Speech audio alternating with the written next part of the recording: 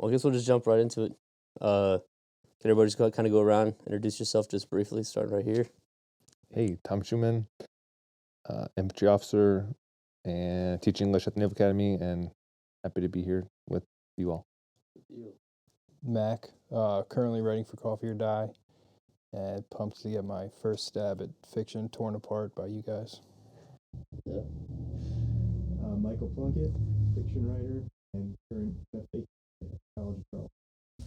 Yeah, so just to kind of give a brief overcap for anybody who's watching, what we're doing here is this is the first writer's workshop for Dead Reckoning. We're here in Kittery, Maine / Portsmouth, New Hampshire, and yeah, we're just going to read some works, talk about writing, talk about what we can get better out of it, and in the meantime, just talk to each other about any of the writing that we like to read, any of the writing that we like to write, and anything that just goes in with that, and just kind of see where the conversation goes. So, well, earlier, one of the biggest influences that kind of keeps kind of coming up is Matterhorn, so we can kind of just start there and just see where it goes.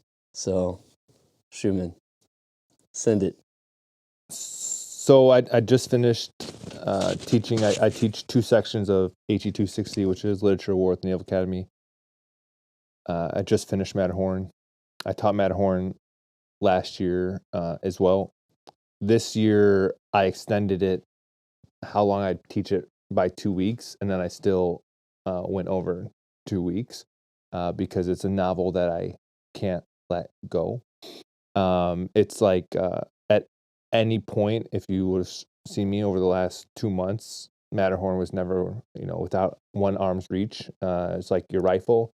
And now this is my first time traveling or doing anything without it. And it's like that moment when you come back from deployment and you feel like, oh shit, where's my rifle? And you like pat down, you're like, okay, like I'm not about to get my ass chewed. And so this time through, last semester I had Carl Molantis as a guest, and what's so incredible with a guy like him is you spend an entire semester teaching a novel, and then he just spends 50 minutes teaching you, and basically humbles you. And this time, going through the novel, my students really got into it, and they had some really incredible close readings. And so twice a week, they're posting a close reading analysis on the discussion board, and they were illuminating and opening my eyes to a lot of some of the themes I hadn't noticed before, and it made for very long grading sessions because every time I see one of their passages and see them highlighting a theme, then I got to go back to the passage again, and now I'm back in the.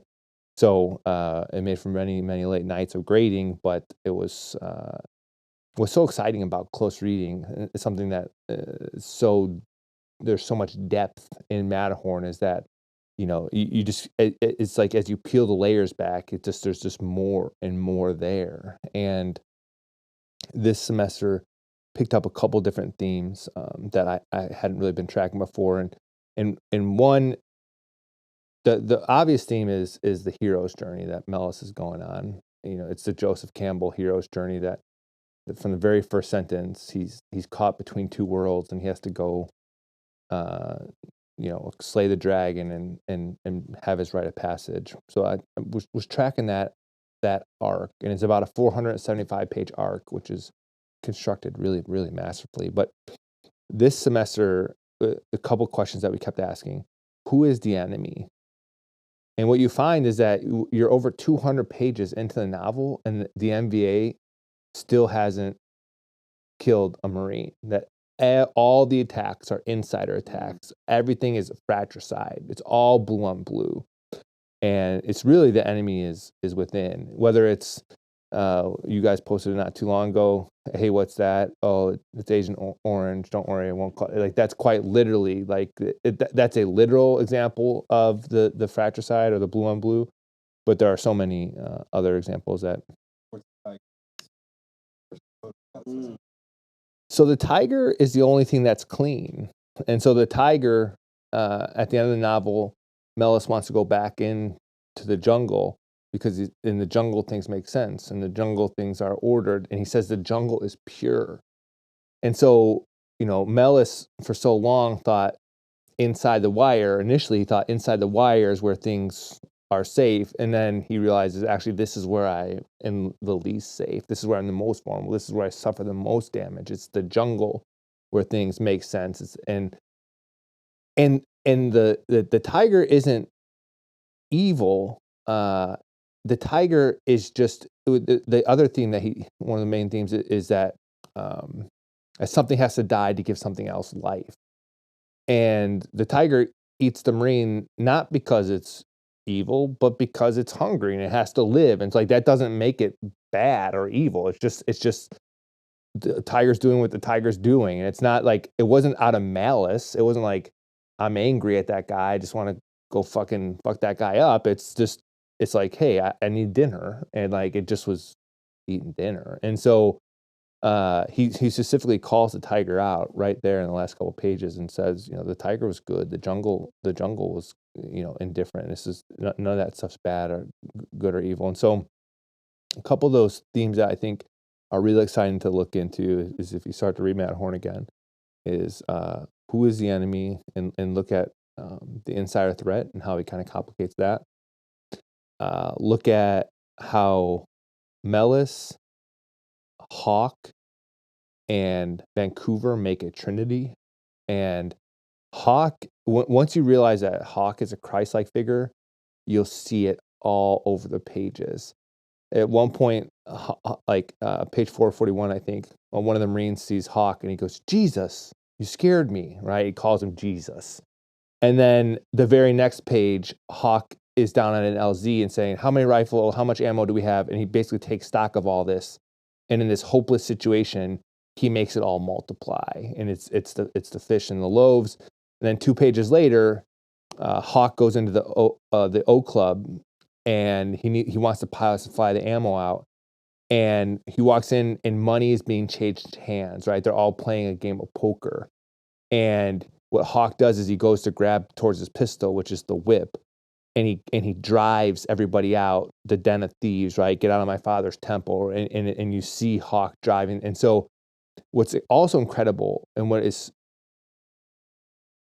makes Marlantis the GOAT is that in the middle of this biblical metaphor of Jesus in the temple, he's got a literal and a figurative game of poker going on. And so the literal game is the pilots are playing poker. But Hawk had been pretending to be a captain, trying to get these guys to fly. So he called down there and said, "Hey, you guys need to fly. This is Captain so-and-so." And they're like, "Okay, well, this is Major so-and-so." He's like, "Shit." And so then he goes into the bar and he's like, "Are you guys going to fly or not?" And they're like, "No. And we already told you we can't fly. The weather is no good." And he's like, "Look, I'm not Captain so-and-so. I'm First Lieutenant Hawk. I am a member of Bravo Company. I'm currently the S." And so what he does is he shows him he's playing poker. He says, "Here are my cards. Read them and weep," right? And he says, "Are you going to fly? Are you scared? Are you too scared?" And so he calls their bluff. And then you see, and then quite literally, going back to the text, they start to fold. And they all start to show their hand and they all fold. And so just the ability to, and this is all happening within the context of this biblical metaphor of driving them out of the temple. And so many things happening at once. Mellis is, we see Mellis die. Mellis has an outer body experience. We see Mellis on the cross when one of the Marines wets his lips, just like when Jesus is at the cross. And then it's like Mellis has a hole in him that can't kind of be filled. And like when Jesus' side is punctured. And then as soon as that happens, he starts to see a gray light. As he starts his resurrection, he starts to see a gray light. And from that moment on, it is the resurrected. It was the death of the boy Mellis. It was the death of the selfish Mellis. And we see a resurrected Mellis who is no longer concerned about politics or money or glory or awards. It's this Mellis who is now a man who is completing his hero's journey. And so the last kind of theme I really love to watch develop throughout the novel is there's a passage where Mellis talks about when he's at college and all his college buddies are talking about how like you'd have to be an idiot to be a Marine, and you'd have to be and they were kind of mocking what these people who would sign up to be Marines, like what kind of person would do that. And what they didn't know at the time was that Mellis had already signed up. And at the end of that passage, Mellis says, and for the first time I knew what the words Semper Fidelis meant, meaning that these words were no longer dead words in a dead language. And it's this idea of, again, that death begets life, that something has to die to give something else life. And what does it mean to be always faithful? And what you'll see throughout the remainder of the novel are opportunities where each character has to make the choice. Are they going to be faithful or are they not going to be faithful? And the thing is, it's easy to be faithful some of the time. It's easy to be faithful. It's easy to have faith if I say, hey, I have a can in my hand, and you could all see the can. It's easy to have faith that there is, in fact, a can in my hand. It's what makes faith special is the belief in what is not seen, right? And so this idea of being always faithful, and there's a great scene where Cortell and Jackson are talking, and Cortell is saying, you know, everyone thinks that just because I'm a Christian and I believe in Jesus, that everything's so easy for me. You think that I see my best friend get eaten by a tiger. I see my best friend get his face blown off with a mine, and you think I come back here and I say, oh, thank you, sweet baby Jesus, that I'm just over here praising Jesus. He goes, I lose my heart. I lose my heart. He said, the hope is gone.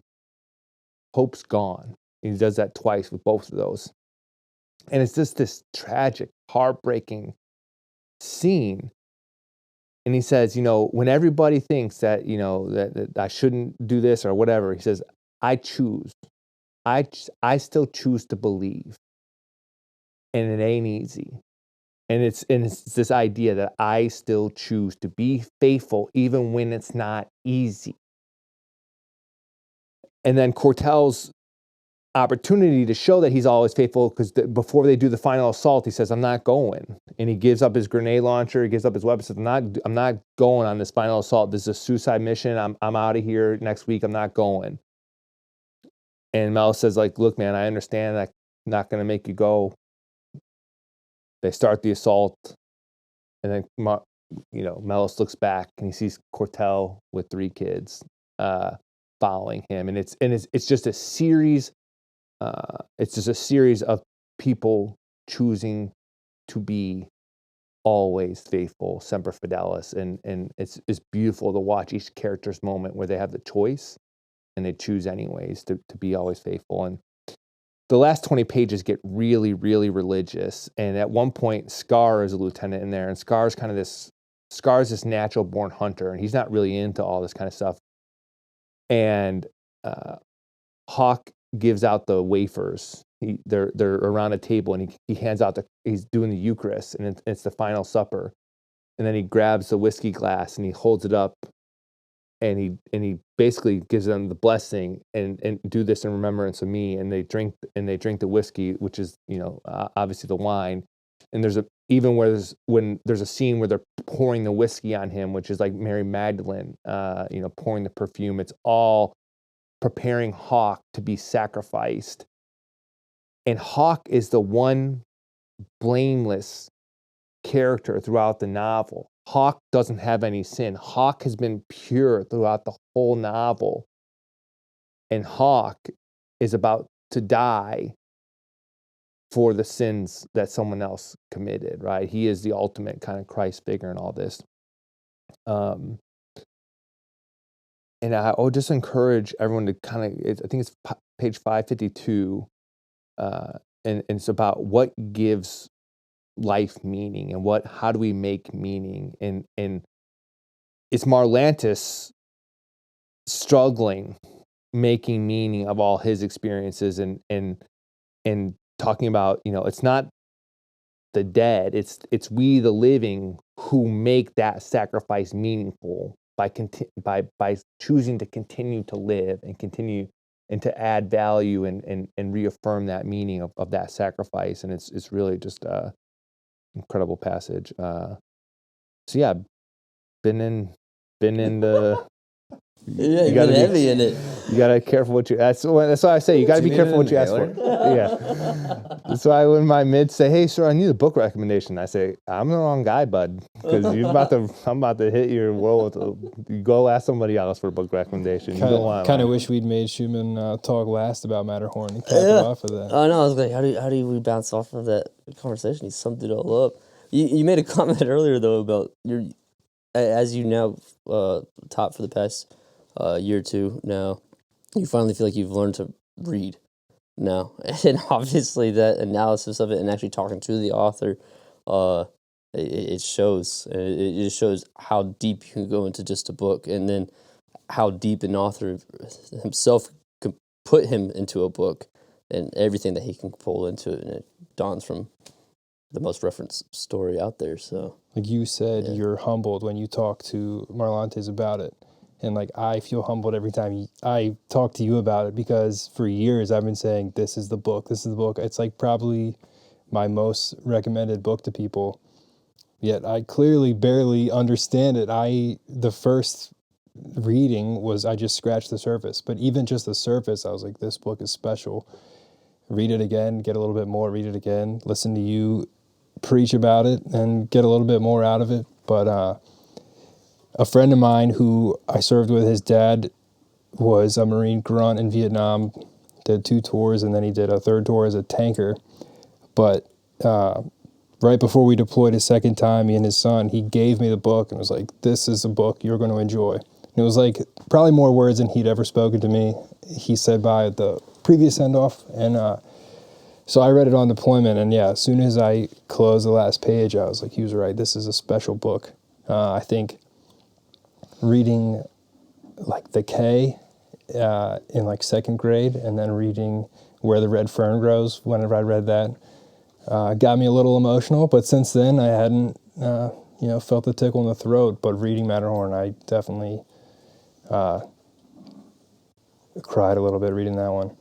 The moment when he talks about Vancouver's death always gets me. Dude, that's exactly what I was thinking. He's I talking can't. nurse. I've read it a bunch of times, and I can't get through that part without crying a little bit every time. That's what I just posted, actually. 2 Right. days ago, I posted that quote. It's every time.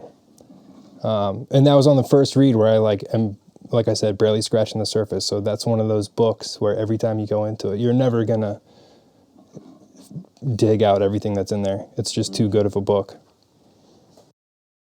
do you think it's because it has that kind of underlining religious theme and story arc, where it pulls from Joseph Campbell with the mythology, and then literally referencing the Bible, where the arc of humanity is found kind of in both the myth and Christ? And so, do you think that it's kind of the reason behind all of it? I mean, you and I were talking about the classics a little bit out by the bay there, and I do think many of the people who I respect most intellectually are rooted in the classic, have a firm grasp of the classics. And so whether that's Victor David Hansen, one of my favorite historians, or Marlantes, one of my favorite writers, or Pressfield.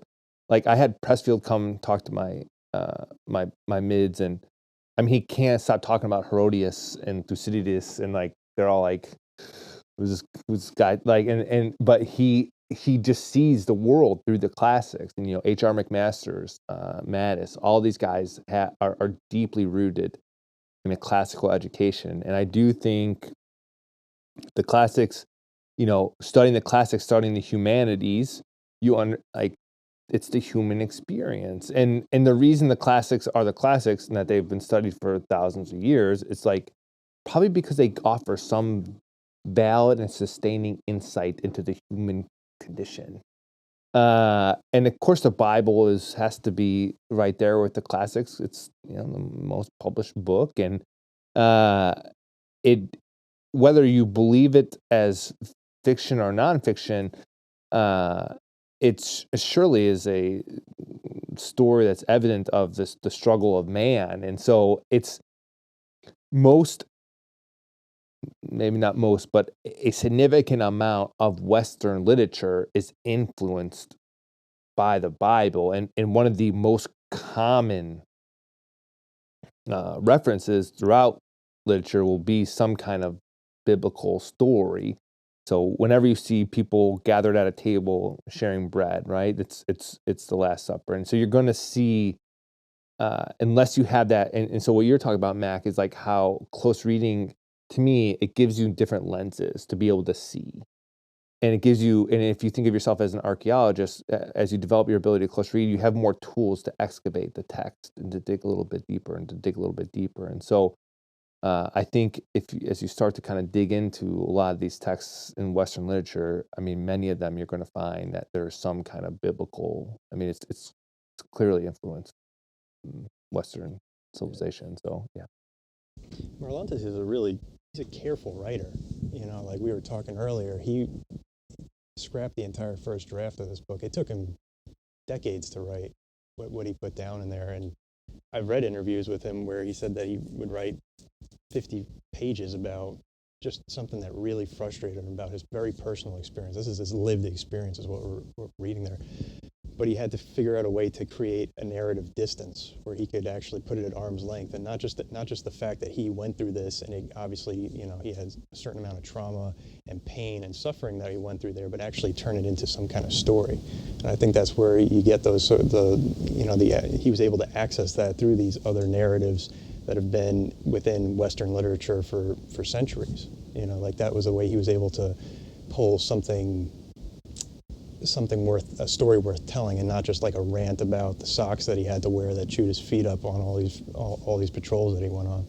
I think when we were talking to Tim O'Brien, he kind of mentioned something similar, and like writing fiction or loosely based fiction compared to nonfiction is maybe something like that is like the author's way to just get something off of his chest and sort through with what that may mean to him. Like personally, I can totally relate. I've written hundreds of pages of what I thought was going to be a book, and I've sent it to him, and he's like, again, and it's like, what am I even doing all this for? And like you said, I think it was like a 1,200-page thing that he threw in the trash after working on it for years. It's like, I've pretty much have done the same thing where I'm not going to put any of this out there anymore. And so what I've realized is that is the journey of sorting through what you want to share, what's even relevant to share. Does it create an arc? Is there any kind of narrative to this, or is it just storytelling? And storytelling in itself can be interesting, but again, now we can pull it on our side. Like O'Brien is a little bit more influential over here, and it's like fiction's for the truth, and the truth isn't good enough for the truth. I'll say it forever, and it's like you can pull so many more themes out of the real world when you can kind of twist it just enough to make it relatable and know that, all right, they see the world through this mythology, through this fiction, through this narrative, and it does coincide with this physical reality. And the physical reality you have to sort through with just putting pen to paper for as long as you can, journaling, maybe creating some kind of story, but it has to be readable, it has to be publishable, it has to be something that... Yeah, because there's a difference between catharsis, that emotional release of getting something off of your chest, and actually creating some type of compelling narrative that can withstand the test of time, Well, and it evolves too, right? Like, I don't think any of the classics were written with the intent of, being a classic. I don't think there was a concept of a classic. I don't think you can set out to write something like that. But I think it evolves. You take things from Matterhorn that Mac didn't, and maybe even after pointing it out, Mac still won't be able to understand it the same way because everybody's experiences are different, right? And I think a lot of writing is like that. The writing evolves itself, and it's based on the reader. It's based on the time, the time periods that you are reading it. You might not get the same thing out of something that Marlantes might have from, the same classic, from the same passage that you both read, because you had different life experiences. You lived in different time periods. Well, even the author might experience their own text differently when they, and Absolutely. I'm listening to the Jocko podcast with James Webb, and he wrote Fields of Fire. And Jocko starts the podcast off by reading a couple pages of the book, and he's like, I haven't heard those in a long time, and that like strikes me very differently when I hear you read those, like, and this is, you know, his own words. And so when you're talking about that temporal distance or space between when it's written and how it's interpreted or interacted with, and what by what audience at what time, it's, I mean, even it could mean different things to the writer at different times. And Webb does this at the beginning of Fields of Fire. Marlantes does this at the beginning of Matterhorn, where essentially they're putting a disclaimer and saying, this is all fiction, but it's kind of based on true stories. And so you said, you know, the idea of putting the distance, the narrative distance between, and it's somewhat of a security layer that there can be no retribution if you call it fiction, and that helps, right? Because some of the stories might be a little borderline. So I think by calling it fiction, you can, but also by calling it fiction, what OBrien says is it's the feeling is the most important thing. It's the feeling that whatever is the true feeling, because if the story doesn't achieve the feeling, write the story that makes the reader feel. So when he's talking about the baby buffalo or whatever, he's saying, it's because I want you to feel a certain way about this. And that's what's most important, is that, and so not the truth, it's the feeling. So the writer's obligation is, don't worry about the truth, convey the feeling, because the feeling is true.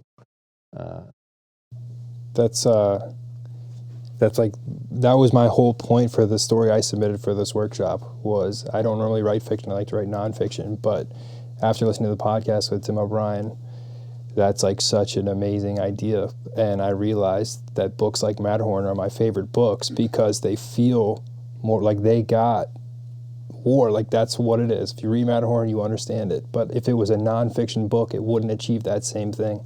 And I forget where I read or listened to this, but someone was explaining how, you know, the opening scene of Saving Private Ryan, the scene that there were war movies before that, then there was that scene, and everything after that was different. But if you look at, you know, the limited amount of footage and photographs from landing at Omaha, it doesn't look exactly like that scene. Like, there aren't that many bodies or that many things going on. But by Spielberg creating the scene the way he did, with the sounds and all the effects they use and everything, it created the real feeling, to the point where veterans who landed on the beach had to leave because they could smell like burning diesel, and, you know, it transported them back there. So that scene is real because he made it fiction in a way where if he just tried to recreate the footage that already existed, it wouldn't accomplish what it did. And I think anyone who's been in combat, even to a much lesser extent than landing on fucking Normandy, will agree that that scene is realistic, even though when you look at, you know, your own helmet cam footage or whatever, it doesn't look anything like that. It's interesting that you said you read Matterhorn in combat, because I didn't want to read anything like that when I was in combat. And I remember when the Platoon hard drive came around, there's obviously a lot of movies, different kind of movies.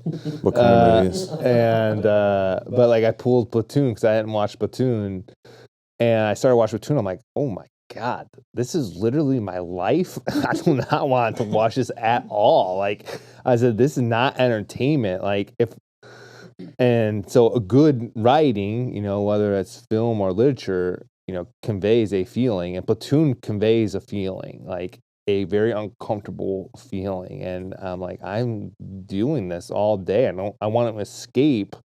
And so I was Mellis. I was the one dealing with the incompetent leadership, the betrayal, and like, I personally would not have been like, oh, I'm getting betrayed all the time by Chain of Command. Now let's jump back into some literature where this guy is getting screwed over. I read it on a second deployment, so I read it inside of a nice air-conditioned little hut with a green bean coffee down the road. It was not a real deployment, so it was definitely easy to separate my life from the book at that point.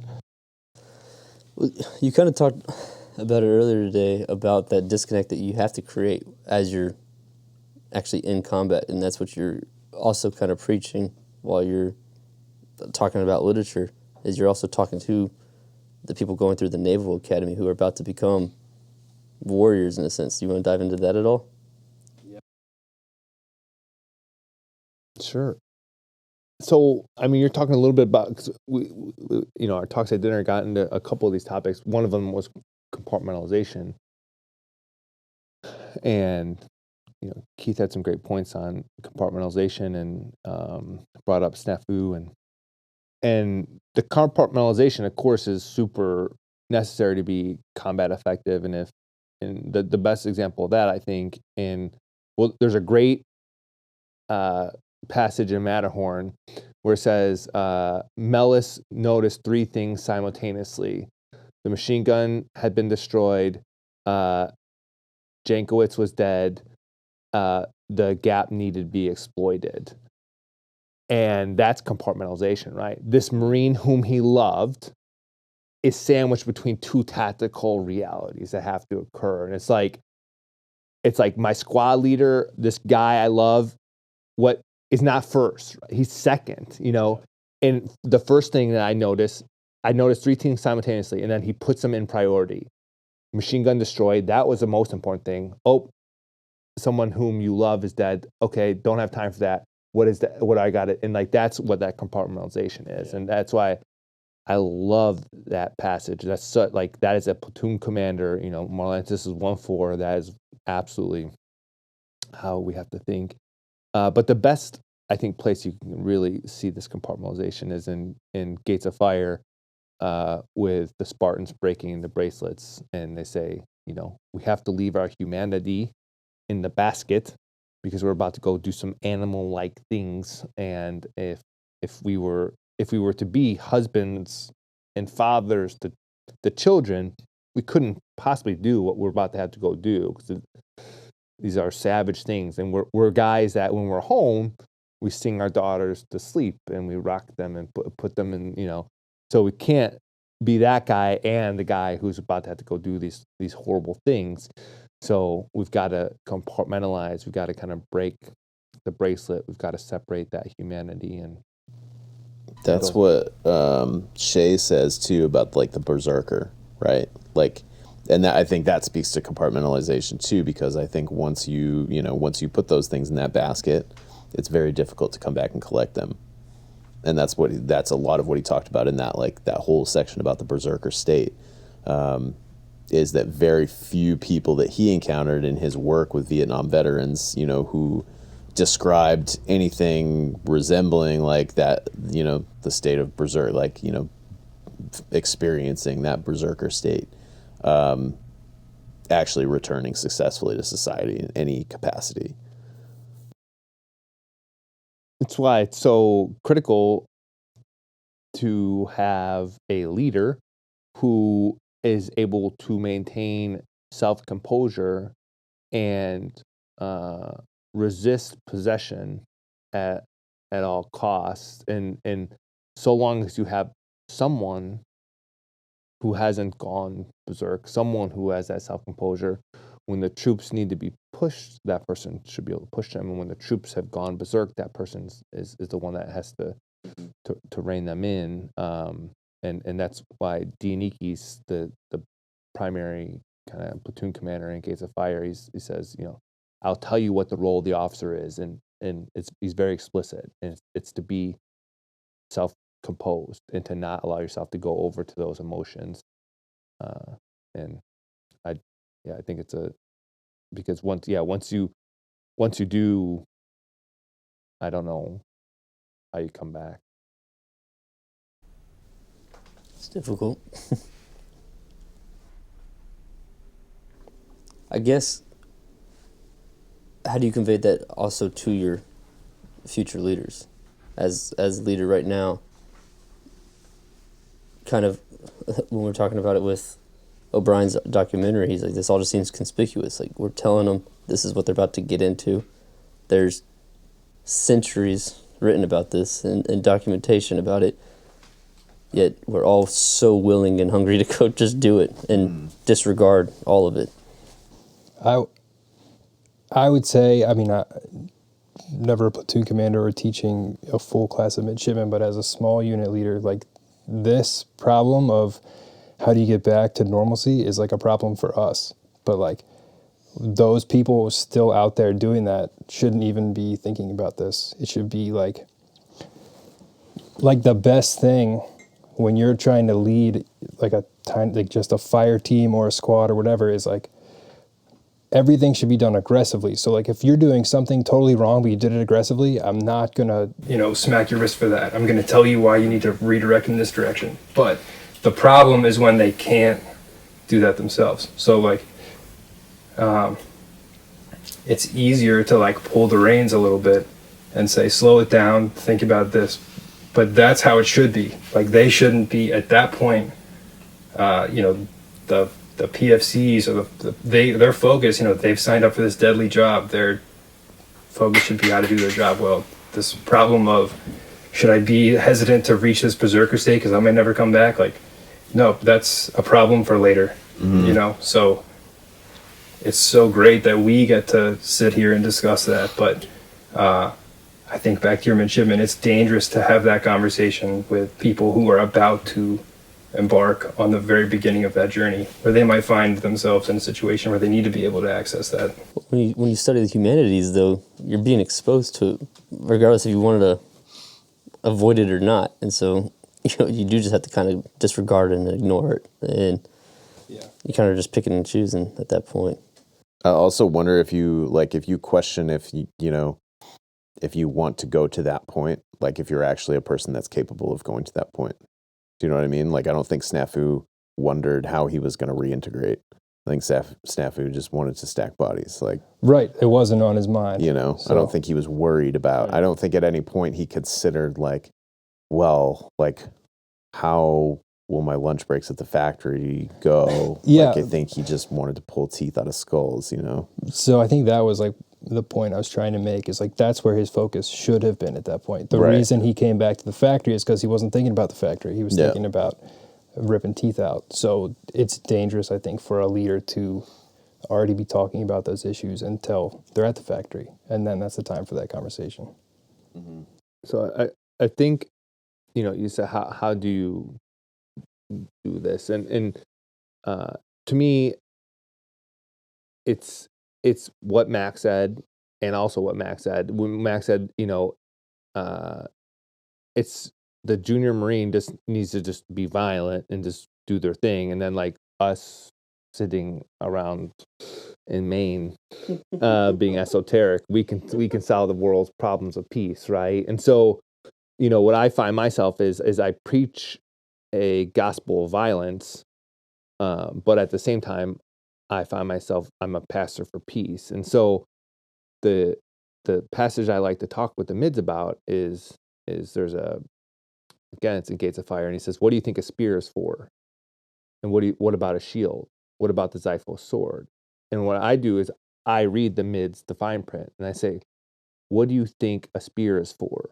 What do you think an F-18 is for? What do you think an F-35 is for?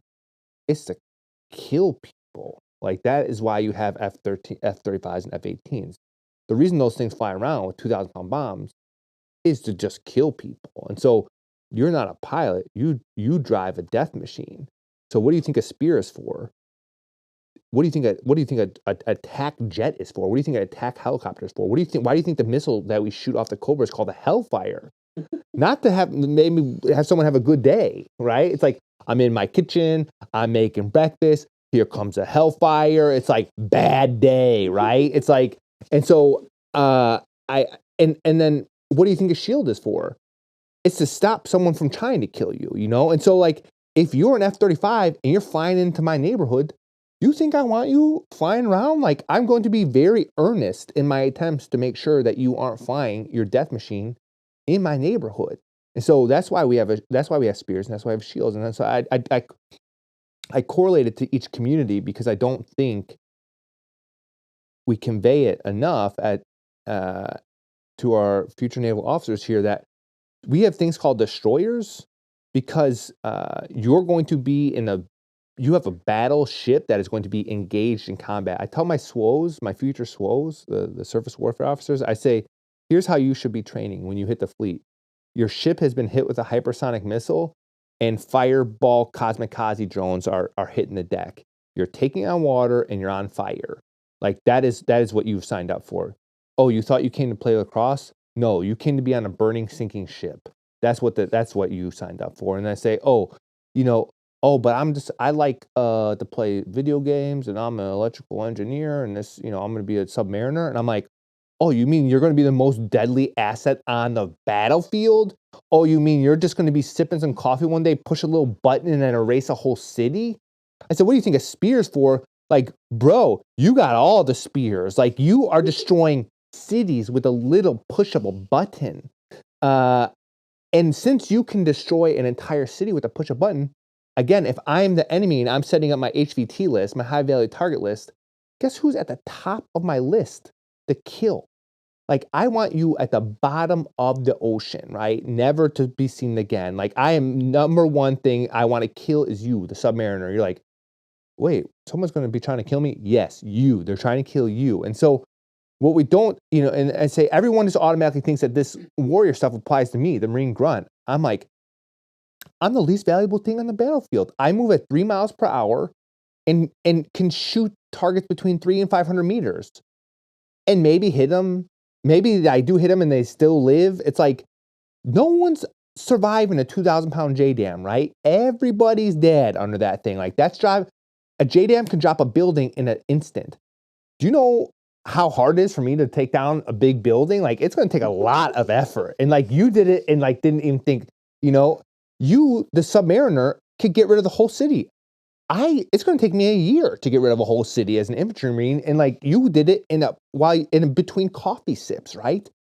And so if we aren't tracking what Clausewitz said, that war is an extension of politics by other means, if you're not tracking that you joined for the violence, it's horrible, right? So two people were talking.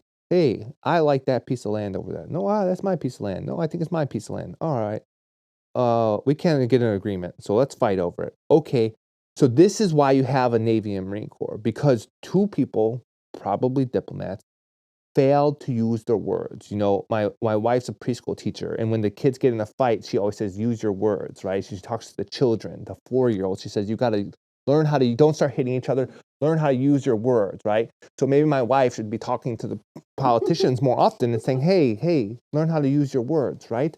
And because they can't use their words, they say, oh, I'm going to use the Navy. I'm going to use the Marine Corps to solve the problem. And the only reason you need that is through violent persuasion. The Navy, the Marine Corps, the Army, this is violent persuasion. I wanted to convince you something with my words. I tried to use the pen. It didn't work. I'm going to violently coerce you now, persuade you that my position is right. I've now decided that the slaughter of my youth and I believe in this thing so passionately, I'm going to slaughter my youth. And so enter scene Navy and Marine Corps, right? And so it is important, like you said, that we're focused on what we're doing and that. And so I tell my mids, I say, hey, oh, you thought this was a free STEM degree? You thought, oh, I'm going to go there and get a free STEM degree? Oh, I'm here because they have a good soccer program. I said, negative. Today, you have been read the fine print. It's not the Lance Corporal who comes back after buying a Mustang with a 28% interest rate and goes 30% interest rate and goes, oh, I don't know how this happened. Like this, Staff Sergeant, I got a $1,200 payment and I don't know how I'm going to make this payment. Like no one told me. And then like it's like, bro, did you even read the contract? And it's like, oh no, I just was trying to, It's like, okay. So today, anybody who heard my talk, I tell the mids, you've now been read the fine print. So you now know why we have Navies and Marine Corps, and you now know that you are involved in the violence. And I like to distill the violence down and say war, violence, too abstract. Let's talk about violence. It's intimate slaughter. And there's a great scene again in Gates of Fire where he talks about, he says, killing is like fucking boy. And he's talking about plunging a blade into someone's guts. And so that's you. That's your shit. You're into that now. Do you think it's that intimacy's been pulled out though when it is just the push of the button though, and so it's just completely disconnected from reality? You're trying to use the analogy, or you are using the analogy of bombs at a distance compared to spears and shields, and it is a total disconnect. It's like the one part of On Killing that I do like, which we talked about before. On Killing by Lieutenant Colonel Grossman, I think. I'm not a big fan of the book, but the one thing that he nails is proximity and the difference between, pushing a button on a submarine and leveling a city versus sticking your bayonet in another person is, the same thing on a different scale, but has totally different effects on who's doing the killing. Yeah, I mean, whatever helps you sleep at night. I mean, if you think, if you think the fact that you dropped a 2,000-pound bomb on a fucking family having dinner, and you don't think about that, I mean, well, you don't think about it, right? But like, they are literally in many pieces now. Like, they were once a whole person, and now they are a many pieces corpse. So like, maybe it's easier, but also it doesn't change the actual outcome, and so your initial question is, what is our obligation based on O'Brien's challenge? And that's my others. That's, he said, what did he say? He said he's a preacher for peace, and I like that. Like, but I say like pastor for peace who's preaching, a message. And I keep saying like, hey, we should really avoid this whole thing because it would be really, it's not romantic. It's really horrible, and I highly advise to avoid it at all costs. And I think that most combat veterans are your most ardent peace advocates. So it's interesting. Brian says he doesn't fit in his circles with other Vietnam veterans because they've now they have enough distance from the war that they need to validate their experiences and romanticize them. But for guys like O'Brien and Marlantes, they're not trying to romanticize. They've been validated under fire, and they don't have anything to prove, and they say, hey, I know what it's like. It's not good. It's very, and one of the themes that Marlantes didn't bring up is he keeps talking about waste, and essentially that we're disposable, that we're trash, that we're the garbage, that it's this, that how at some point it becomes criminal when you have so much waste. He says, well, would this be a murder? And finally Mouse is like, fuck it, what's the difference at this point if it's murder or killing? Because it's all just so criminal, and it's all such a waste. So, I highly, highly advise you to figure out, to put your ego aside, to talk it out. That would be my number one recommend. 10 out of 10. Talk it out, buds. And so that's what I'll keep preaching a message of peace, but I'll keep preparing for the gospel of violence, and that's my obligation while in uniform, is to keep ready for that moment. And so but I really, what we're talking about earlier is the idea, like, peace is so much better. O'Brien's new documentary is so good. He's like, you want a war? Do you want to fight it? It's like, while he's cleaning the kitchen floor, he's like, all right, you go fight it. Like, and it's like, yeah. And so he's so right. And what was I listening to? I listened to Sir Michael Caine read If. And at the end of his reading of If, he talks about how his dad was in the war for 6 years, and then how he was actually in Korea. And he says, war ruins everything. And he says, the funny thing I find about war is that it's often started by old men, but fought by young men. And he said, I feel like if the old men who were starting the war, if they had to fight it, you probably solve the problem pretty quick, that people wouldn't be so eager to have this thing anymore. And so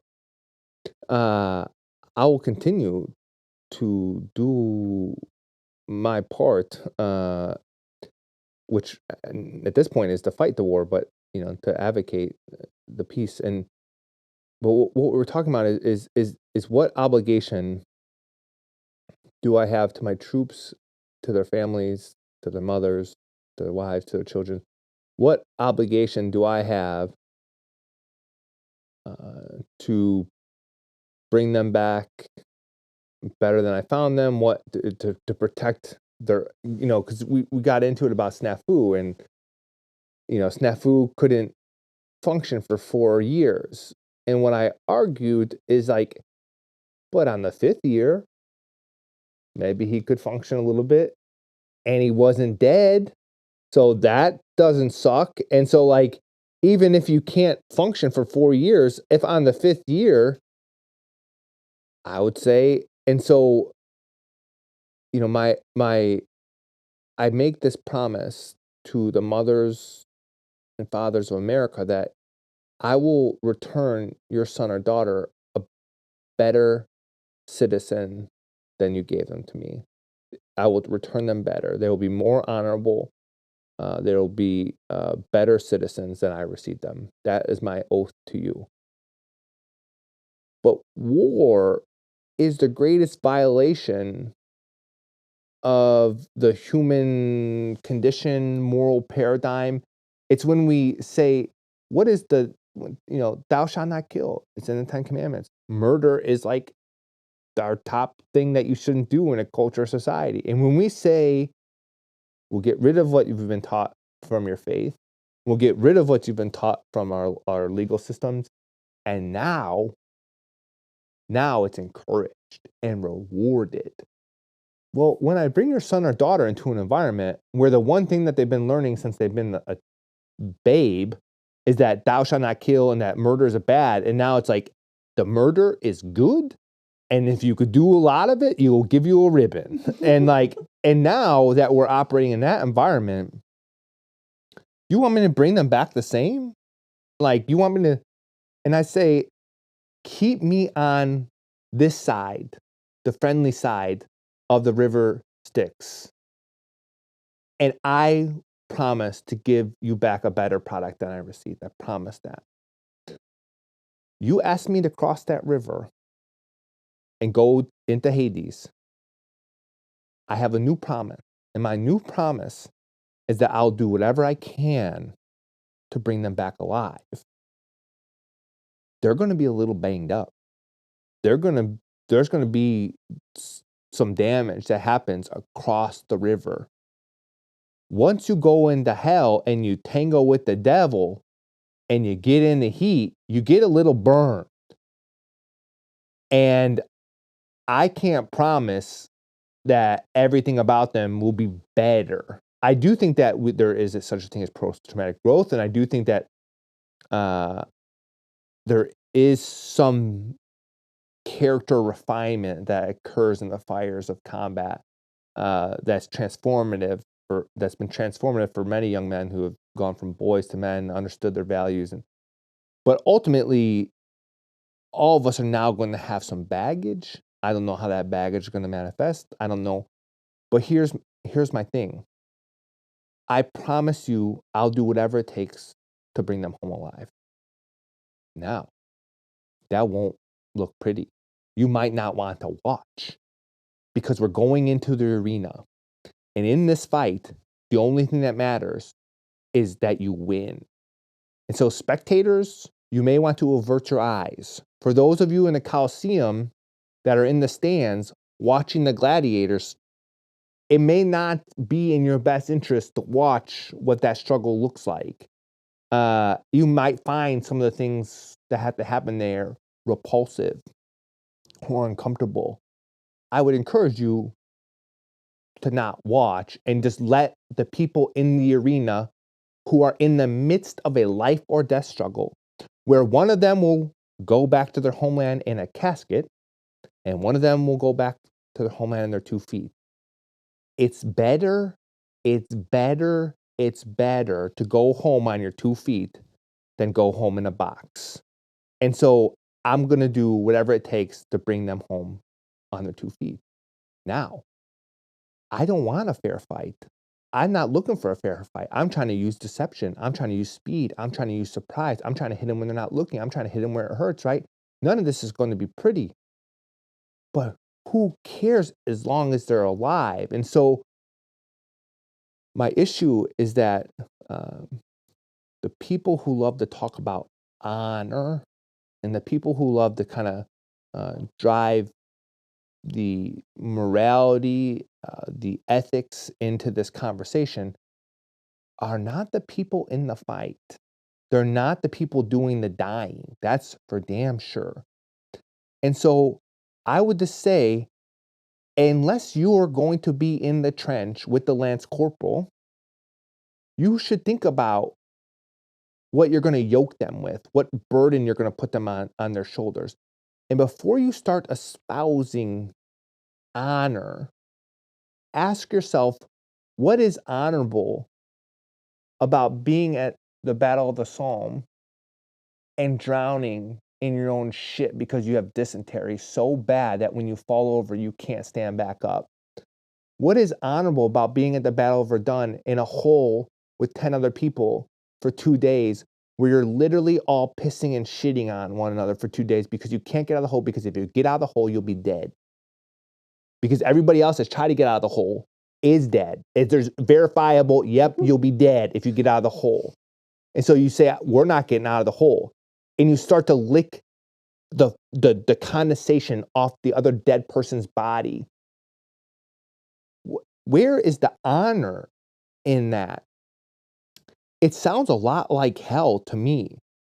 And no one says, you went to hell. Did you act honorable there? Or it's like, no, I was in hell and I did what I had to do to get out of that place. And so we have to understand that if it is tactically necessary, if there is a tactical imperative, then it is ethical, period. So what is not ethical? Wanton violence, right?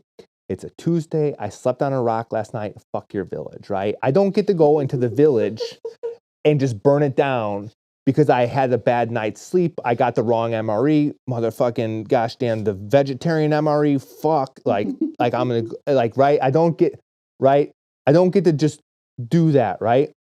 But let's say I'm trying to lay a siege to a town, and there's some people outside of the town who keep aiding and abetting the enemy and keep giving them supplies. And I say, hey, I'm trying to lay a siege here, and I can't lay an effective siege so long as you keep supporting them.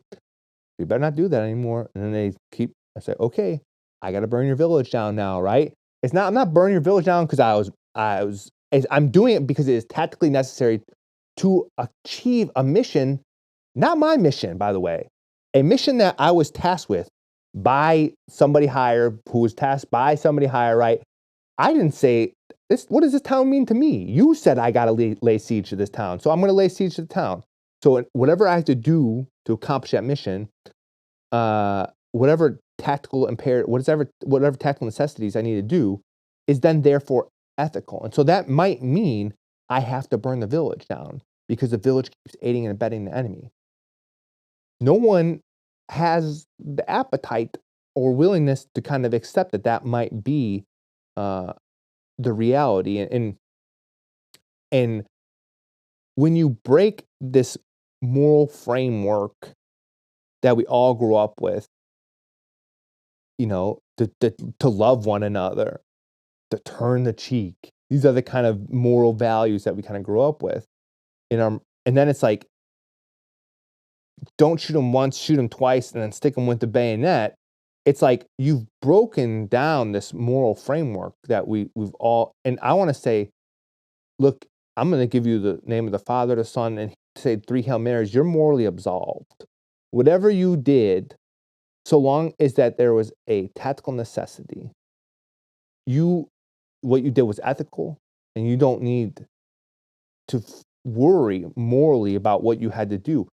Because what you'll do is you'll confuse these kids. Well, I think you even said it, just carrying the weight of that burden in itself. Like, that's what seems to, like, the common theme of the transition and that struggle with it is finding a new purpose, which I tend to agree with it in an extent, but it's also the dilemma of what you did over there, and usually it's based off of society's preconceptions of what was necessary and their misconceptions of what was necessary, and whether kind of your sins of commission or sins of omission, of like which ones did you do, which ones did you not do, could you have done more, did you do too much, and to hear you kind of validate like, hey, whatever you did more than likely was necessary.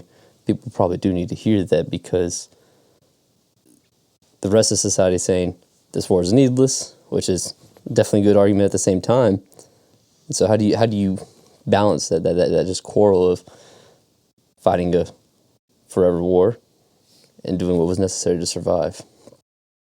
Yeah, I think you said it. The war was needless. I happen to concur. But I'm here, aren't I? And so I'm going to try to stay alive to the best I can and bring as many people back. And so if you would like to end the war, I would like to go back to San Clemente, California and sit on the beach and eat a fucking carne asada burrito. So please, by all means, end the war. And then I won't do, and we won't have to, but okay, no one has the moral fortitude to end the war. We want to continue the war. Okay, then we need someone to continue to fight it. And so, yeah, I would love if you would end the war, but so long as you aren't, it's my responsibility as a soldier, as the Marine, to fight it. And then, yeah. Do you think that there is a line to be drawn, though, between like criticizing the powers that be for putting the lower, the lower members in the position, and then also justifying the actions of the ones carrying it out? Do you know what I mean? Where do you place that? I think it's very hypocritical that you have many people that have no skin in the game anymore, people that are retired, people who are in academia, who it's the Jack Nicholson scene in A Few Good Men. You know, you asked me to provide you the don't tell me. And people disagree with what I'm saying. I know, because I just had a debate with an ethics professor literally last Friday. Like, I'm tracking, like, people don't at the hot dog stand agree with that. But I would say it's good that we have people talking about honor and ethics and morality and it's good that people can think about these things theoretically or conceptually, right? I think it's important. I'm just saying that when I am putting these concepts when I have to test them under practical application, I would say that, like, it's very simple. Like, if you would like to see how much honor or what we should do in the situation, you could come see, and then you tell me, and I just because you did it 10 years ago, just because you did it 20 years ago, doesn't suffice for me. It's like, who was it that Michael Caine said the thing about if the old people, but in War's a Racket, Smelly Butler says the really easy way to end the war is just have all the people who capitalize off the war come fight it. And so you have your General Dynamics and you have your Raytheon and you have your Boeing. He says, you have all the people profiting. If you think, if they had to come see what was here, they would say, oh yeah, not worth the dollar, right? We'll pass on the dollar, we'll pass the buck, let's try to talk this one out, right? And I would just say the same thing for the people who would like to put those chains on, junior soldiers. I would say, come on patrol, actual patrol, not a patrol that the general's around, so we're just going to do this little shiny patrol. Just come do, dog and pony show patrol. Come and do, and if I think that's the only way. Yeah, it's always interesting just hearing how things are preached in theory, and the people who aren't actually living it are the ones who are commanding it or in some sense teaching it, and then in practice it's like, is this really what's necessary? We were just talking about, and just current events right now, just the bureaucracy that the government puts on people, and it's just like this facade and this dog and pony show of, hey, we promise this works and this is for a reason. And then the people who are all part of that process are like, none of this makes sense. Like, just explain it to me. And you're like, well, it's just because. And it's like, that's never the reason. And it's like, because all these people behind the scenes are the ones making all these decisions, yet it affects them none. You know, you talk about what's morally right. I mean, God was a big advocate of the violence. And I like, you know, my one buddy, Captain John Brown, he's much more better at the scripture than I am. And he'll come at me when he listens to this, because he already has. But it's like, you know, David, who Jesus was a direct descendant on, his first kill, he mutilated the shit out of that body, didn't he? He cut that head off, held it up, right? Passed it around, said, this is like, I got my first like kill, and like, here it is. Here's this big ass head of this giant, right? And then David is on the run. So then David wants to marry the king's daughter. So what does he do? He goes and cuts 20 foreskins off of the enemy as a way to bribe the king to as a dowry to try to get the queen's daughter. Hey, I just cut these 20 dicks off. Like, can I marry your daughter or what, right? Again, Jesus, direct descendant of this guy, okay? Then he gets chased out. He's out living in the hills to get supplies for his little army. He goes and does night raids. When he does his night raids, he kills every man, woman, and child in the village in order to maintain OPSEC. If we talk about OPSEC now, it's like, hey, loose lips sink ships. It's like David's not taking any chances, right? Everybody, to include the baby, who might grow up in 20 years and say, oh, there's a guy, David was here. Like, no chance. Baby's got to go, right?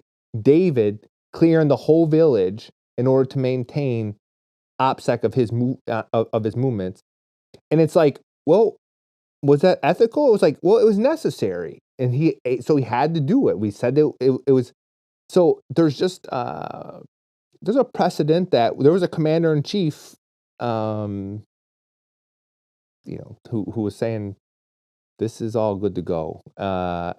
And I don't know where I'm going with that one, but I just always think, you know, where do we learn our war crimes?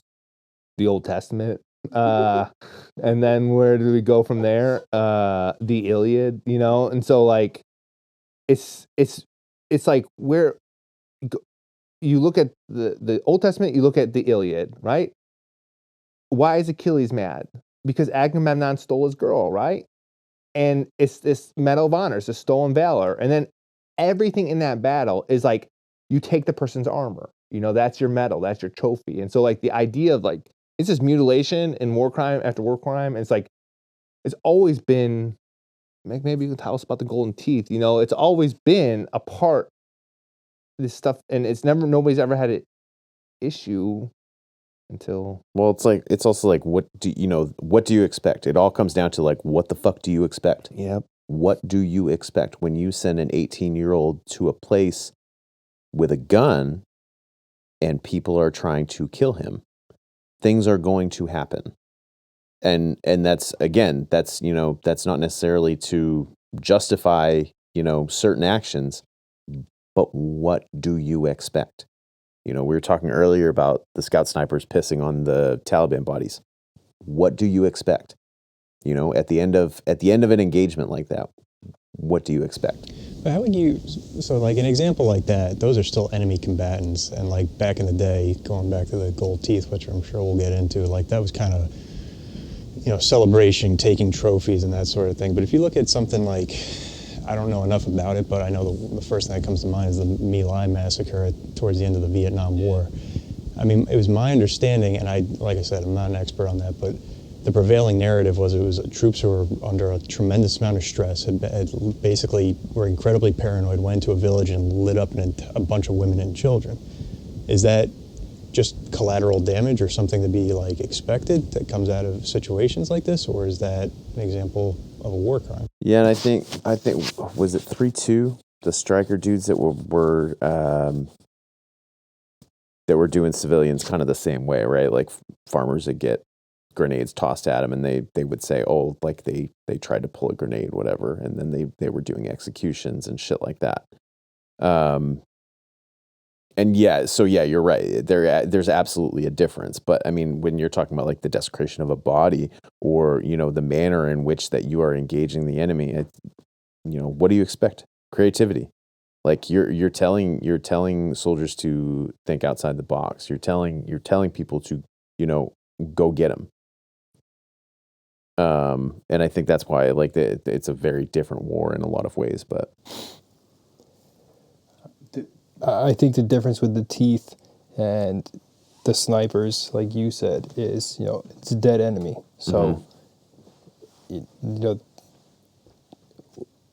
peeing on someone or cutting out a tooth, like, what is it? They're fucking dead. What's worse than killing them? There's nothing.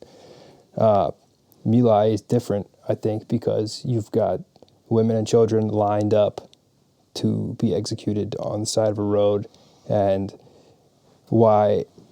I think you can empathize with some of those soldiers after some of, for weeks they've been hitting booby traps, snipers, they've yet to engage the enemy.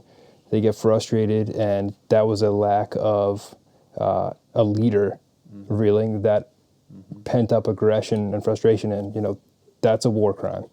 That feeling needs to get redirected. The crime there is, why are these guys walking around villages getting blown up and shot at when there's no...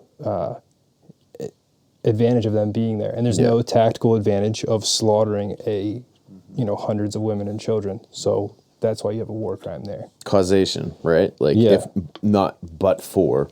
Right, and like you said, what do you expect? You've got 18-year-olds whose friends are getting killed. They're terrified every day, and there's no one there to reel them in when they go past that tipping point with their undeveloped 18-year-old brains. But I don't even like to relate that to the gold teeth or the snipers, because I think it's too... Well, they're both... It's horrible to see people do all of that to other people. Though, for sure. It's different things. Yeah. I worked in a hospital for a little bit, and none of the guys that I worked at the hospital with were veterans, but like wheeling like a corpse around the morgue the one day, I asked my buddy, I was like, do you like feel anything like when you're moving bodies or anything? And he was like, no. Like, but he had also worked at the hospital for a while, so he had seen a lot of stiffs. But I wanted to know if it was like just me, because I don't. It's a vessel, and like once the person leaves that vessel, like it's just an empty vessel, like cereal in a bowl, and then once it's done, like you put it in the dishwasher. That's it. But not everyone sees it like that, because not everyone has the same experiences. And maybe somebody can eat a whole shit ton of cereal out of a whole bunch of different bowls, and every single empty bowl they see, they think of the cereal that was in it. You know what I mean? That's a form of the compartmentalization. Like with my job and all of our jobs here, like, you have to see a body like that. It's just, if you put that type of emotion that the general population did, and when they see a dead body, like, as fucked up as most of us end up becoming at times, I just imagine what type of doing something like that would just be commonplace, because you would always just have this pent-up aggression. You'd just be pissed off all the time. And so you have to, as much as you value human life, and because you want peace and you do treasure it for your kids' sakes and your wife's sakes and just for humanity in a whole, you just have to accept that we're almost invaluable in some sense too, because it's just like, that's just one person. I don't know if that's compartmentalization though. I don't know. Like, I don't know that every single human being views a body the same way. What I'm saying though is, like, we have to though, like, in our jobs, or we just wouldn't be functional. Like, the emotion is detached from seeing a dead body. Like, I still don't think it's normal, and I've seen dozens and dozens, but like, I just don't think of it.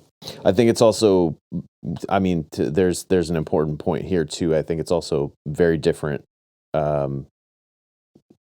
to see the body of a stranger versus the body of like either a close one, or at least someone or at least or someone on the same side, right? So kind of like, like as a medic, like you just accept the capacity of human life. Like that's just what it almost just boils down to is your heart, your body needs this much blood, your heart needs to beat at this much, the pressure needs to be this much, the brain needs this much oxygen, and so it just becomes almost physics and chemistry, and it's just like, okay, the math doesn't add up, that's the outcome, you know, and you become pretty callous and it becomes pretty black and white. And like, thank God for like my wife, because it's like she's like brings me back to reality, because it becomes very easy to just completely disassociate with what's valuable in humans, and I guess that's the cereal, you know, the soul in it, you know, the taste, like it's the thought right here, the connection that we get to have, and like you're saying, like war is just almost uncommunicable thing, but the value that death offers life is almost uncommunicable as well, and only people who have seen them at both extremes, I think, are able to relate to the disassociation from it and like the unemotional attachment to it, and then also the extreme emotional attachment to it. And it's this contradictory feeling where if I saw this dead kid that I've seen before and I get so angry and so worked up in it, because I do, but I'm able to just completely objectify it as numbers, like it is this internal struggle that you're constantly playing with even just normal conversations with your friends, because you know that that time with them is only so limited unless you believe in a lot of other things. You said that's the part about your wife, because there's a part in Matterhorn where they're desecrating the bodies, and they're cutting off the ears, and some of his Marines have, you know, a couple ears, and he's like, look, but what he finds in one of the dead pockets of one of his Marines is a picture of his girlfriend who's back in, you know, Vietnam, or, you know, wherever she was, Saigon, and he's burning the picture, and he talks about how Marlantes has no woman's strength. So what I asked my class is like, what strength does a woman have? Like, literally, they have the strength to give life, to make humans. And then you can skip to the scene in Matterhorn where he's on the ship and he's wounded, and you see that this nurse is making him human again. And it's so like, what is the superpower of women is they can create life and they can make humans, and they make us through their vulnerability, they're able to make us human again. And so through their vulnerability, they make us vulnerable. And you said, you know, that's how you feel like a person again. Yeah.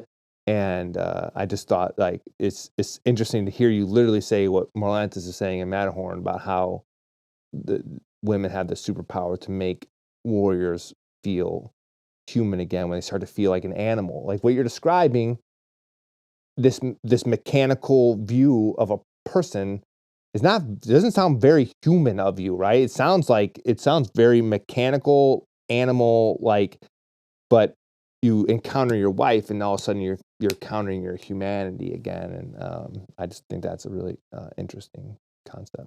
I'll be super contrarian here, and I'll say that like that same relationship can perpetuate or aggravate that as well, right?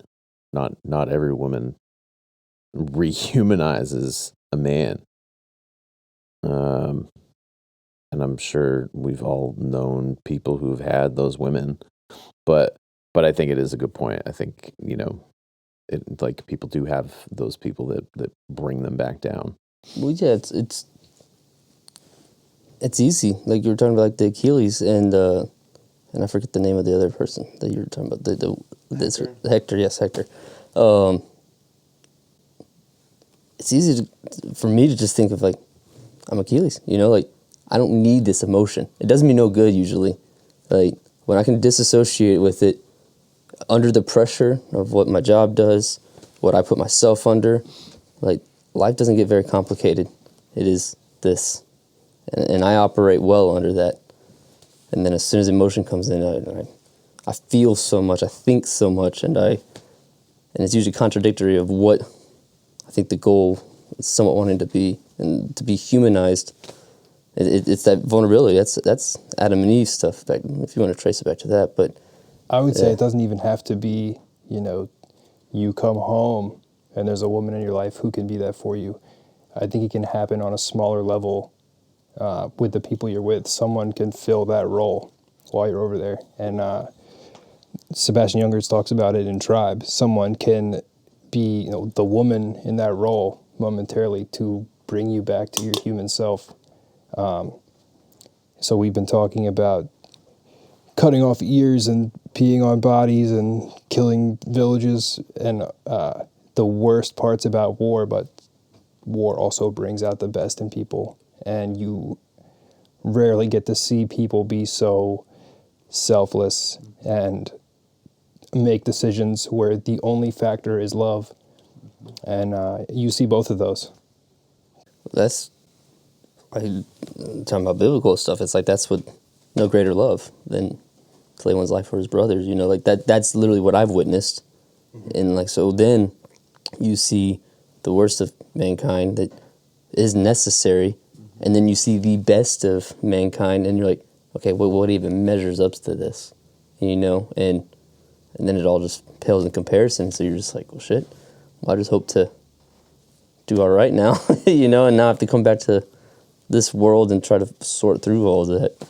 And it's doable, and stuff like this is obviously what's great. And then looking at literature and storytelling and the humanities as a whole, obviously shows you that you're not alone. And like for me, it's like, it's easy to feel alone when you're in your head, because that's just your world, when you're in this physical world. I've never totally understand why people can feel so alone, because I'm like, just read for one, and then just look around, like just in this room alone, I'm not alone, and then over the course of time, people have gone through shitty moments. Like, you're not that special to go through shitty moments. They endured, you should be able to as well. And you should be able to do so well because you did your job well. Hopefully you do other things well. This is one thing that you can do well. So like, my wife tells me I'm not very empathetic, but I'm just like, fucking just do it. You have to. There's like no other option. Obviously there's other outcomes because people don't, but I'm like, you spiral, it grabs you, and it sucks. Like I've tiptoed that line, so like I know what the feeling is like, but don't fucking let it happen.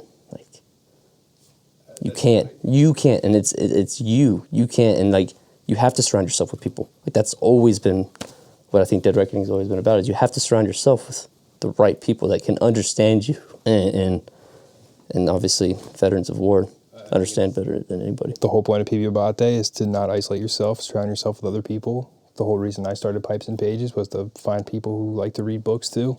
Yeah. How I first connected with you guys, but like you were saying, the importance of reading is like, it can't be overstated. Everyone has to read a lot, and especially if you're dealing with like some of the things we've been talking about, or like read and you won't feel like it doesn't make sense, or you don't know why certain people did certain things. Just read more, and if you read enough books, you'll find that, oh, this is exactly what I'm thinking about right now. And I think the last time we hung out, everyone here has different ideas about what happens when you die, but we were having one of those discussions, and I told him about a time where I don't personally believe in God, but I was like frantically praying out of desperation, and then the next day I opened up a Hemingway story, and the first page was some guy getting just enduring an artillery barrage, and he was praying, and then he swore, if you get me through this, I will tell everyone that you're real and that you did this for me, and blah, blah, blah. And then the last sentence is like, and he survived and never told anybody about that conversation.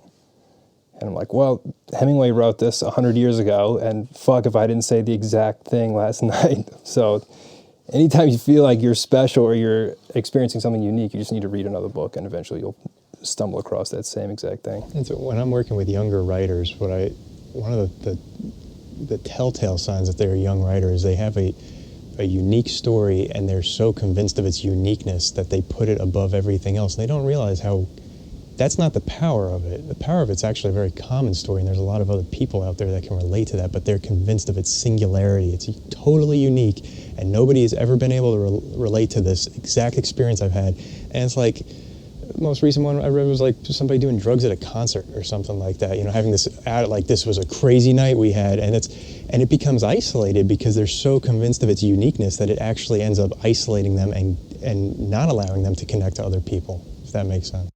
Yeah, it's just, hey, only I know how this feels. Yeah. You wish you did. It's just like, no, everybody feels that way. Let's share it. The plight of the veteran. Yeah. But kind of going into the workshopping and everything, and kind of seeing, I kind of want to shift gears a little bit into the workshopping stuff, is we see soldiers active, or Marines active duty, and then the transition and everything. And you kind of brought up a perfect point of the young writer. You've been doing a ton of workshops. You're working with your literary magazine and everything. So you get to see a lot of experience of people who have been struggling here at the beginning of their writing career to actually becoming published authors. What is it, those difficulties that you see right there with just trying to share their story? Is it that singularity, or is it just overall story arc? Is it just bad grammar and punctuation? Like what kind of seems to be the transitions of walking through it in order to actually come through on the other side? There's a lot to be said for just, you know, your basic technical abilities, syntax, all that kind of stuff. But that stuff can be worked on. That's the mechanics. That comes with time. You know, I bring it right back to this idea that, like, I have this special story and it's so unique that nobody else can possibly relate to what I'm talking about. And that can actually create a lot of distance between the reader. It's like we were saying before, you want to, and we talked about this with Graham Barnhart a couple weeks ago. You don't need to try and create some profound truth and knock everybody's socks off. You just need to create a relatable experience. Just bring it back to that emotion, right? The details of the situation. If you can pull the reader in that way, you're going to connect a lot more easily than trying to, like, blow everybody's mind with some, like, going back to Marlantes, he's very well versed in all the Bible and all these different myths and all this stuff's every idea's already been had. You know what I mean? Don't concern yourself with trying to reinvent the wheel. You just need to relate the experience to the details, your own lived experience. And once you can kind of get off of that pedestal, I've found in my own writing and watching other writers grow, that's a much, much more stable way to connect with other people than trying to, like, put yourself above everybody else in some unique way. What are some of the authors, like, we've been going military heavy right now and focused, and it's okay if we keep going like that, but what are some of the authors that you recommend to anybody that's up and coming, or that have influenced some of your own writing within just academia in general? Ocean Vuong is a fantastic poet and novelist now, and he was a Vietnamese refugee basically who came over here, and he comes directly out of the Vietnam War. But he's, you know, his work is really, what pulls me in about him is everything is just genuine, a human, very, very genuine, organic experience. And he's completely different than, like, I can't relate on a personal level to anything he writes about, but there's a lot of just humanity that just comes out of the way he writes about everything. Everything is just him. You know what I mean? He's not trying to turn any tricks or anything. It's just very genuine writing. So that's probably my favorite writer of the last couple of years that I've really admired. I'm trying to remember exactly who was recently in the short story, but it just seems to be, if you're able to make the ordinary extraordinary and just your details and bringing in that connection, that's what good writing is making it universal the best way that you can, whether that's making the Vietnam War relatable to the GWAT veteran, or making a cup of coffee in the morning and how people can understand what it likes to just move slow in the morning of waking up after a long night or something. Like, just that universality, that seems to be the common thread of a good writer, is understanding how humans work, how humans think, how you personally like that. Because again, like, not being too special, it's like understanding that your thoughts, your habits, your reactions to certain things are typically normal in some sense, and how do you translate that into the written word that other people are able to understand, and then making the story interesting in itself. That seems to be the common thread of the writers that I'm studying recently right now too. So I kind of get that. Yeah, I mean, the internet, if there's one silver lining to the internet and social media, it's that it proves to me all the time how unoriginal every thought I've ever had is, because we're seeing this access to millions of other people who all make the same jokes, who all have the same ideas and everything. Some people might look at that as like it's a depressing thing, but I don't. I'm like, wow, there's actually like, there's a lot of connection and community out there that we can all have this easily accessible connection. You know, like it doesn't have to, I don't have to stand on my own unique ideas or anything like that. There's actually a lot of other people out there who are thinking the exact same way that I am. And that's kind of how we got started with this. Yeah. Yeah. Have you seen, so I guess just within your teaching stuff, are you just teaching them literature in itself, or are you actually doing a lot of writing stuff, or is it just mostly reading? So, I mean, I teach literature and composition. So I teach a freshman English class. Half the class is composition. I think you start off with just the basic elements of a story, and there's a great book, I think it's called Save the Cat, and it's the idea like there's a tension, a resolution, and it comes back to when Marlantes threw away his 1,200 page draft, and he just went and said, what makes novels work? And it's the same thing. I just listened to Pressfield on Tim Ferriss, and I mean they're talking about it.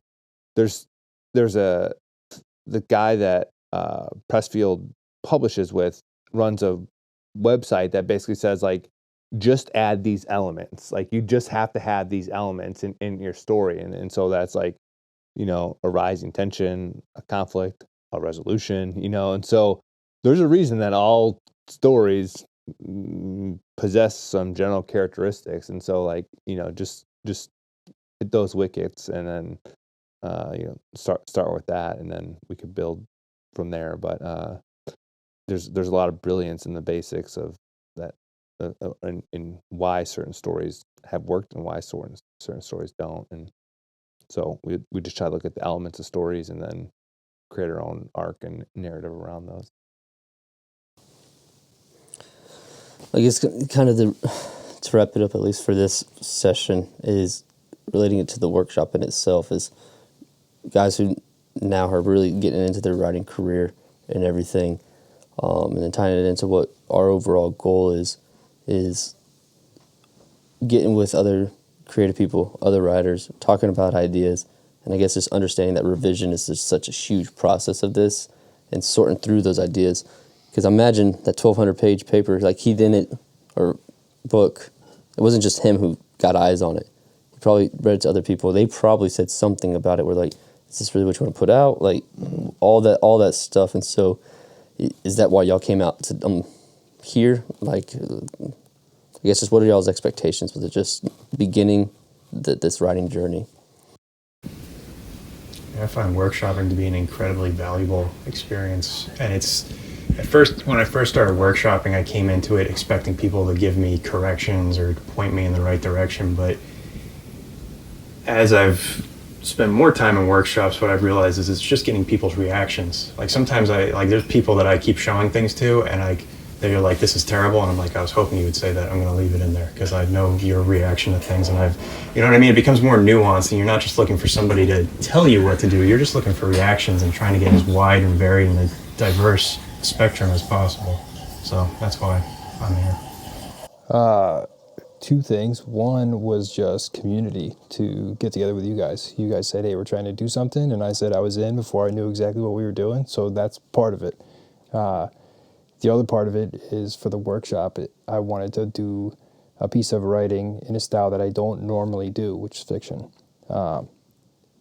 Because there's so many different people here who have different writing and reading backgrounds. We all read different, consume different genres and stuff. So to put fiction out there and to have you say, it's crap, it's great, it's crap, but you can fix it, that's going to be a huge help than me just taking it to my wife or the same person who always reads and edits my writing, to get totally different eyes.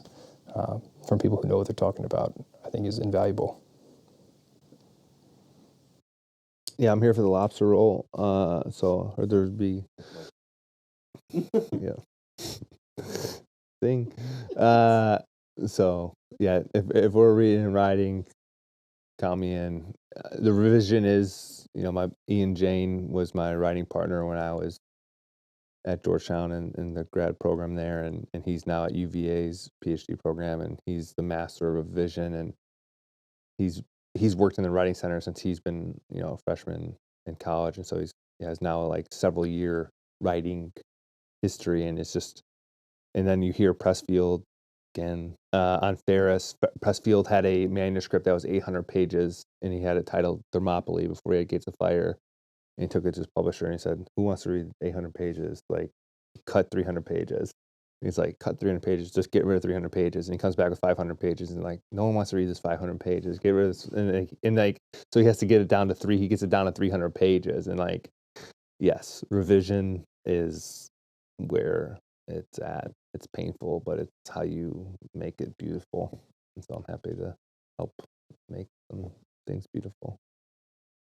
Well, I know I appreciate you guys just coming out here. Like you said, you guys literally, it's like, "Hey, you down?" Like, yes. I land and I have 2 text messages saying, "Hey, what's the address of this place?" So, what state is it in? Yeah, yeah. Hey, we're in New Hampshire. It's definitely, it's validating for us. Like, it tells us that like we have good ideas, similar to a workshop where, you get good feedback, you get bad feedback, like regardless, like, it's on, because, we got yeses from you guys. Other people were invited as well, and they said, "Really wish we could, but other pressing matters." But I think we have a really, really solid crew here. I'm excited for the actual workshop and the continued discussions too. Absolutely. Thank you, guys. I think the biggest misperception is that somehow we're damning.